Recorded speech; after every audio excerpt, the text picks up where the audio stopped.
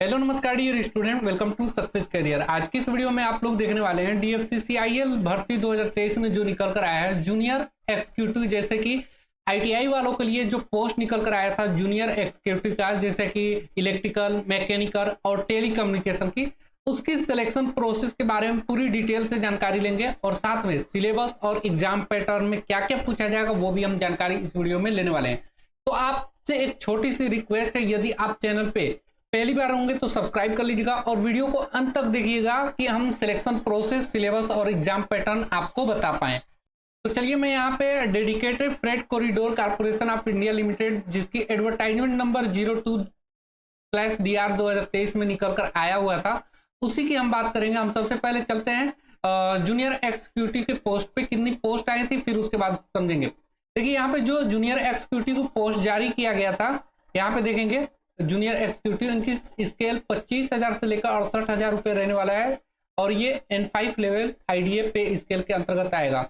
यहाँ junior executive electrical post 24 निकल कर आई थी, जिसमें हाई स्कूल के 60% मार्क होने के बाद आईटीआई कैंडिडेट अप्लाई किए थे, जिनका electrician, wireman, electrician, power distribution, lift, escalator mechanic, instrument mechanic, technician power electronic system में अप्लाई किया था, वो सभी ये फॉर्म को भरे थे। साथ में यहाँ पे जूनियर एक्जीक्यूटिव सिग्नल टेलीकम्युनिकेशन के लिए 148 पोस्ट आईटीआई वालों के लिए आया था, जिसमें आईटीआई कैंडिडेट अगर भरे थे फॉर्म को, इंस्ट्रूमेंट मैकेनिक के छात्र भरे थे, mechanic consumer electronics application, technician power electronic system और electronics mechanic, fitter, wireman, electrician, information technology, information communication technology, system maintenance और इंफॉर्मेशन टेक्नोलॉजी और इलेक्ट्रॉनिक सिस्टम मेंटेनेंस के कैंडिडेट अप्लाई किए थे। उन सभी का हम सिलेबस, एग्जाम पैटर्न बताएंगे। फिर यहाँ पे मैकेनिकल, जूनियर एक्जीक्यूटिव मैकेनिकल में ही 9 पोस्ट निकल कर आई थी, जिसमें आईटीआई कैंडिडेट अप्लाई किया था, जिनकी ट्रेड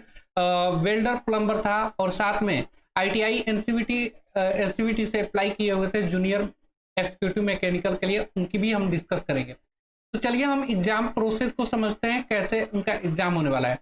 तो यहाँ पे सबसे पहले हम आ जाते हैं सिलेक्शन प्रोसेस पे। आप देखेंगे यहाँ सिलेक्शन प्रोसेस निकला हुआ है, ठीक है। तो यहाँ उनको कौन कौन से प्रोसेस से गुजरना होगा, तो देखिए यहाँ पे 7वां, 8वां, 9, और ये मैं हाईलाइट कर दे रहा हूँ, ये 3 पोस्ट जो निकल कर आई थी वो आईटीआई वालों के लिए है ना, जूनियर एक्जीक्यूटिव इलेक्ट्रिकल और सिग्नल टेलीकम्युनिकेशन और मैकेनिकल। तो चलिए सबसे पहले देखते हैं जूनियर एक्जीक्यूटिव इलेक्ट्रिकल के कैंडिडेट को। सबसे पहले ध्यान देंगे उनका क्या क्या होने वाला है। उनका सीबीटी एग्जामिनेशन होगा, ठीक है, सीबीटी फर्स्ट होगा और सीबीटी 2 भी होगा। उसके बाद कंप्यूटर एप्टीट्यूड टेस्ट जो होगा, computer based aptitude test ITI वालों का नहीं होने वाला है। डॉक्यूमेंट वेरिफिकेशन होगा, मेडिकल एग्जामिनेशन होगा। ऐसे ही सिग्नल टेलीकम्युनिकेशन और मैकेनिकल के लिए इनका भी सीबीटी फर्स्ट होगा, सीबीटी 2 होगा, ठीक है, सीबीटी फर्स्ट और सीबीटी 2। उसके बाद डॉक्यूमेंट वेरिफिकेशन और मेडिकल एग्जामिनेशन आपका होने वाला है, ठीक है। तो सबसे पहले हम देखेंगे computer based test stage first में आपका क्या क्या आने वाला है, वो सिलेक्शन प्रोसेस को देखेंगे। फिर हम लोग देखेंगे CBT computer based test stage 2 में क्या पूछा जाएगा। फिर उसके बाद हम लोग देखेंगे डॉक्यूमेंट वेरिफिकेशन में क्या लगेगा और मेडिकल टेस्ट में क्या होने वाला है। चलिए, नोट कुछ है। Selection is made strictly as per merit extent reservation rule, यानी कि आपका जो सिलेक्शन होगा यहाँ जो एग्जामिनेशन होगा उसके मेरिट बेस्ड पे ही आपके यहाँ पे सिलेक्शन होने वाले हैं। चलिए अब देखते हैं स्कीम ऑफ एग्जामिनेशन, ठीक है, एग्जामिनेशन की स्कीम क्या होगी। तो detail of computer based test is under, ठीक है, आपका there shall be 2 stage CBT, CBT first stage and CBT second stage, यानी कि आपके 2 स्टेज में पेपर होगा, एक स्टेज फर्स्ट होगा, एक स्टेज सेकेंड होगा, और दोनों कंप्यूटर बेस्ड टेस्ट ही होने वाले हैं। उसके बाद the standard of question for both 1 and second stage CBT will be generally in conformity with education standard prescribed, ठीक है। बोला जा रहा है कि बोथ स्टेज 1 और स्टेज 2 की सीबीटी एग्जामिनेशन आपके एजुकेशन स्टैंडर्ड के अकॉर्डिंग ही लिए जाएंगे। और जो एग्जाम होने वाला है ये बिल्कुल निगेटिव मार्किंग होगा, ठीक है। There shall be negative marking both first and second stage CBT, ठीक है, यानी कि दोनों स्टेज में निगेटिव मार्किंग होने वाला है। And as such 1/4 of the mark allotted for each question shall be deducted for each wrong answer, ठीक है, यानी कि 1/4 मार्क काट लिए जाएंगे आपके प्रत्येक रॉन्ग आंसर पे। यानी कि अगर आप 4 क्वेश्चन गलत कर देते हैं तो एक सही वाले क्वेश्चन को भी काट लिया जाएगा। First stage CBT will be screening nature. जो फर्स्ट स्टेज यानी कि सीबीटी एग्जाम होगा वो स्क्रीनिंग नेचर का होगा। द स्कोर यहाँ पे चलिए देख लीजिए थोड़ा सा। The score normalize score of first CBT shall be used only for shortlisting candidate for the second stage CBT। यानी कि जो फर्स्ट स्टेज की कंप्यूटर बेस्ड टेस्ट होगा वो शॉर्ट लिस्टिंग किए जाएंगे कैंडिडेट को, ठीक है, नॉर्मलाइज स्कोर के माध्यम से क्या किया जाएगा, सेकेंड स्टेज के लिए नॉर्मलाइज करके आपको सेकेंड स्टेज के लिए बुलाया जाएगा। और इससे आपको मेरिट में कुछ लेना देना नहीं रहेगा ना। स्टेज फर्स्ट जो होगा वो आपको सिर्फ स्क्रीनिंग नेचर का है, यानी कि इसे पास करना जरूरी है। अब देखिए, total number of candidate to be shortlisted for next stage of selection process will be as per detail given below. यानी कि नेक्स्ट स्टेज के लिए नॉर्मलाइज मार्क देकर शॉर्टलिस्टेड किए जाएंगे, ठीक है, वो दिया गया है। अब देखिए कितने कितने कैंडिडेट को बुलाया जाएगा। जैसे अगर आप स्टेज फर्स्ट एग्जामिनेशन क्रैक कर ले जाते हैं तो स्टेज 2 में आपको बुलाया जाएगा कितने, देखिए तो आप लोग का स्टेज 2 होगा, सेकेंड पेपर जो होगा वो कंप्यूटर बेस्ड टेस्ट होगा। और जितने भी कैंडिडेट फर्स्ट स्टेज क्रॉस करेंगे वैकेंसी से 20 गुना कैंडिडेट को बुलाया जाएगा। देखिए यहाँ पे लिखा हुआ है number of candidate to be called for next stage of selection, ठीक है। यानी कि आप देखेंगे 20 time the community wise vacancy of post notify as per the merit in the first stage CBT. यानी कि फर्स्ट स्टेज में जो मेरिट बनाया जाएगा नॉर्मलाइज स्कोर के बाद, वैकेंसी के 20 गुने लड़कों को सेकेंड स्टेज के लिए बुलाया जाएगा। यहाँ पे दूसरा दिया है कंप्यूटर बेस्ड एप्टीट्यूड टेस्ट। ये आईटीआई वालों में बिल्कुल पूछा नहीं जाएगा। एट टाइम आप कम्युनिटी ये लाइन बिल्कुल आपके लिए नहीं है, ठीक है, ये डिप्लोमा वालों में जो है उनके लिए है, तो ये हम छोड़ देंगे, ठीक है। अब जो सेकेंड स्टेज के एग्जाम देंगे कैंडिडेट उनको डॉक्यूमेंट वेरिफिकेशन और मेडिकल और फार्मेशन ऑफ पैनल के लिए बुलाया जाएगा। तो डॉक्यूमेंट वेरिफिकेशन और मेडिकल के लिए कितने कैंडिडेट को बुलाया जाएगा, तो देखिए स्टेज फर्स्ट में पहला स्टेज में आपको पास करना होगा 20 गुना कैंडिडेट को, स्टेज 2 में बुलाया जाएगा 20 गुने कैंडिडेट में सिर्फ उन कैंडिडेट को बुलाया जाएगा जो कि पास हुए हैं equal to the number of community wise vacancy. यानी कि जितनी वैकेंसी है उतने ही कैंडिडेट को डॉक्यूमेंट वेरिफिकेशन और मेडिकल एग्जामिनेशन के लिए बुलाया जाएगा, ठीक है। नोट में देखिए क्या लिखा हुआ है, DFCCIL reserve the right to increase decrease number of candidate to be called for next stage of selection. यानी कि ये बोला जा रहा है कि DFCCIL के पास पूरा राइट होगा कि वो वैकेंसी को डिक्रीज करे, नंबर ऑफ कैंडिडेट को इंक्रीज करके बुलाएगा, डिक्रीज करके बुलाएगा नेक्स्ट स्टेज के लिए, नेक्स्ट सिलेक्शन प्रोसेस के लिए। ये DFCCIL को अधिकार है, इसमें आप कुछ नहीं कर पाएंगे। यहाँ पे अगला दिया हुआ है candidate who are shortlisted for second stage CBT CBAT where applicable availing the reservation of community PWBD or ex serviceman shall continue to consider only against the community for all subsequent stage of recruitment process। यानी कि stage 2 में जो बुलाया जाएगा वो community wise, जैसे PWBD candidate के लिए जितनी वैकेंसी आई है, एक्स सर्विसमैन के लिए आई है, उनको ध्यान में रख के बुलाया जाएगा। अब देखिए 8वें नंबर पे क्या बोल रहा है, first stage CBT will be consist of 100 multiple choice objective type question of 1 mark each and the examination duration will be 90 minute. बोल रहा है कि स्टेज फर्स्ट जो CBT एग्जाम होगा उसमें 100 मल्टीपल चॉइस क्वेश्चन पूछे जाएंगे, यानी बहुविकल्पीय क्वेश्चन पूछे जाएंगे और एक क्वेश्चन 1 मार्क का होगा, ठीक है। एंड एग्जाम ड्यूरेशन जो आपका होने वाला है वो 90 मिनट का होगा। 120 minute for eligible PWBD candidate with scribe, यानी कि 120 मिनट PWBD कैंडिडेट को मिलेगा। The indicative syllabus for first stage CBT is given below, ठीक है। तो जितने भी जूनियर एग्जीक्यूटिव के पोस्ट हैं, इलेक्ट्रिकल वाले हो गए या मैकेनिकल या सिग्नल एंड टेली कम्युनिकेशन के लिए, तो स्टेज फर्स्ट में आपका क्या पूछने वाला है वो देखिए। तो आपका टोटल यहाँ पे 100 क्वेश्चन मल्टीपल यानी कि बहुविकल्पीय क्वेश्चन पूछेंगे, जिसमें मैथमेटिक्स और न्यूमेरिकल एबिलिटी से आपके 30 क्वेश्चन फर्स्ट स्टेज में पूछा जाएगा, ठीक है। और यहाँ पे 5 सेक्शन में आपका एग्जाम होगा, जिसमें मैथमेटिक्स और न्यूमेरिकल एप्टीट्यूड से एबिलिटी से 30 क्वेश्चन आएगा। जनरल अवेयरनेस से 15 क्वेश्चन पूछा जाएगा। उसके बाद जनरल साइंस से आपके 15 क्वेश्चन पूछे जाएंगे। उसके बाद लॉजिकल रीजनिंग और जनरल इंटेलिजेंस से 30 क्वेश्चन पूछे जाएंगे और DFCCIL और रेलवे से रिलेटेड 10 क्वेश्चन आपसे पूछे जाएंगे। टोटल 100 क्वेश्चन आपको यहाँ पे पूछा जाएगा। उसके बाद जो कैंडिडेट शॉर्ट लिस्टेड किए जाएंगे वो सेकेंड स्टेज के लिए बुलाए जाएंगे, जिसमें 120 क्वेश्चन, देखिए स्टेज 2 में आपका कितना होगा, second stage CBT will consist of 120 multiple choice objective type question of 1 mark each.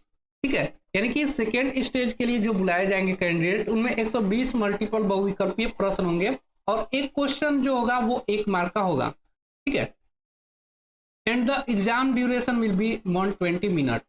और ये सेकेंड स्टेज की जो एग्जाम होगी वो 120 मिनट यानी कि 2 घंटे का होगा। 160 मिनट PWBD कैंडिडेट को मिलेगा।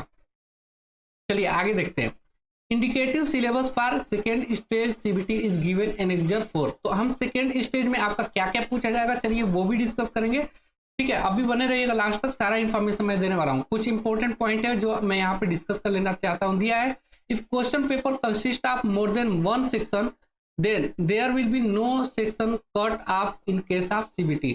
ठीक है, यानी कि CBT में अगर सेक्शन 1 से अधिक दिया हुआ है तो आपको कोई भी सेक्शन कट ऑफ नहीं किया जाएगा CBT के लिए। Mark and normalize mark obtain in second stage CBT and CBAT where applicable will be consider for formation of panel. ठीक है, यानी कि जो मार्क्स और नॉर्मलाइज मार्क आप सेकेंड स्टेज में लाएंगे कंप्यूटर बेस्ड टेस्ट में, जूनियर एक्जीक्यूटिव की बात कर रहे हैं, वही आपको क्या करेगा, पैनल में फाइनल रिजल्ट में मेरिट बनाएगा। तो आप कोशिश करेंगे जितना अच्छा परफॉर्मेंस आप सेकेंड स्टेज में करेंगे उतना ही आपको फाइनल रिजल्ट में आने का चांस होगा। तो मैक्सिमम मार्क लाने हैं इसमें। अगला 12 पॉइंट दिया है यहाँ पे। All candidate of community having same cut off mark will be called for second stage CBT। ठीक है, यानी कि जो भी कम्युनिटी सेम कैटेगरी के हैं उनके कट ऑफ अगर सेम है तो उनको भी, दोनों लोगों को सेकेंड स्टेज के CBT एग्जाम के लिए बुलाया जाएगा। Maximum size of panel will be equal to the number of advertisement vacancy. यानी कि यहाँ पे जो फाइनल पैनल लिस्ट जारी किया जाएगा वो जितनी नंबर ऑफ वैकेंसी है उतना ही जारी किया जाएगा, यानी कि पैनल में नाम आएगा उतने ही कैंडिडेट का।